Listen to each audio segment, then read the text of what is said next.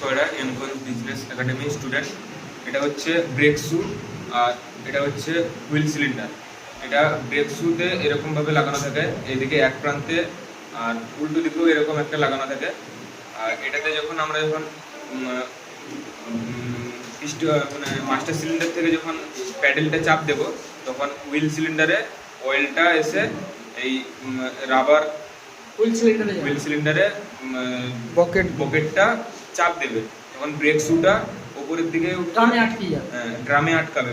আর নিচের দিকেও এরকম লাগানো থাকে, নিচের দিকে আর উপরের দিকে দুভাবে লাগানো থাকে। দুদিকে দুটো স্প্রিং থাকে, দুদিকে এখানে একটা স্প্রিং থাকে, এখানে একটা স্প্রিং থাকে, দুটো স্প্রিং থাকে।